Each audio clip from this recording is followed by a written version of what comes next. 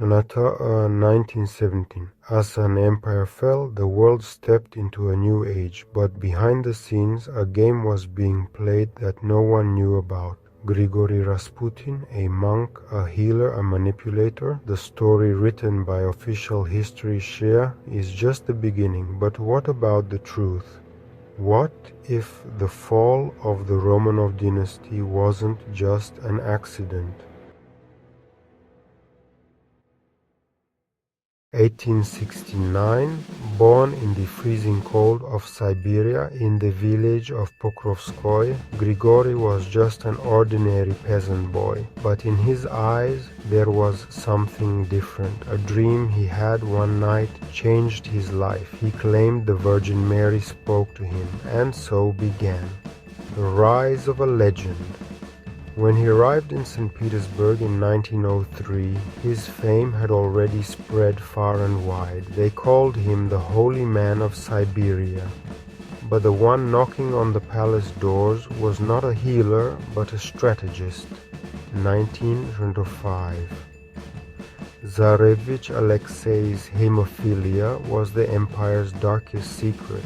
Doctors were helpless, and at that moment, Rasputin stepped onto the stage. A miracle, hypnosis, or a calculated game? Alexei recovered, and Rasputin had now become indispensable to the family. But Rasputin's real power was hidden not in the palace bedrooms but in its dark rooms. While Tsar Nicholas II was fighting at the front, Empress Alexandra was ruling the country, and behind her every decision there was a whisper. What does our friend say? The same words in every question Alexandra asked. Prime ministers changed.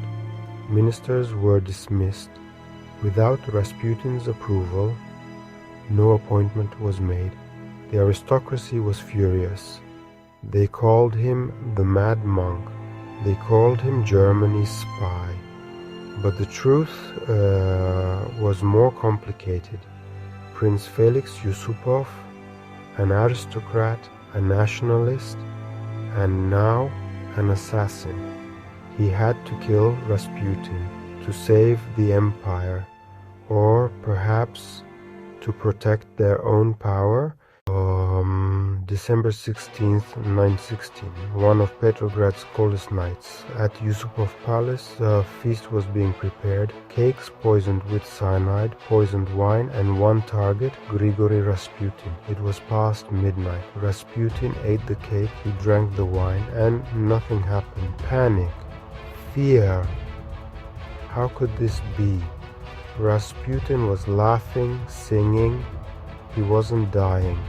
Yusupov drew his pistol. One shot. Rasputin fell to the ground. But the legend was not over yet. Rasputin got up. He grabbed Yusupov's throat and started running towards the garden. 3 more shots were fired. Rasputin finally fell, but the murder was not yet complete.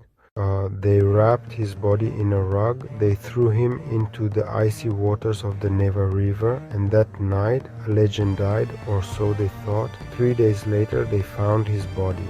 The autopsy report was shocking. There was water in his lungs. Rasputin had drowned under the ice. He was still alive. Rasputin's death did not save the empire. Just 2 months later, the February Revolution broke out. Tsar Nicholas II abdicated. The 300-year-old Romanov dynasty fell overnight. In October, the Bolsheviks came to power, and a year later, the Romanov family was shot. July 17, 1918, Yekaterinburg. The Tsar, the Tsarina, 5 children, all were killed. The end of the empire was this brutal. Rasputin's grave was not spared either. In 1917, the Bolsheviks exhumed his body and burned it. They scattered his ashes to the wind. They wanted to completely erase the legend.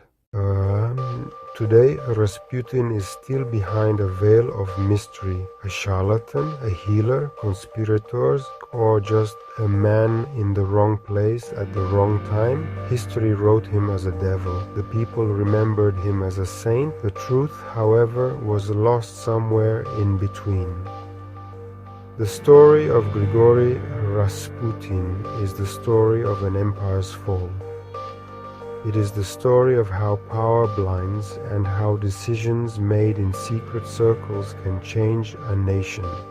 And perhaps the real lesson is this: shadowy powers are much more dangerous than they appear, because those who write history are always the ones who manage to stay in the shadows.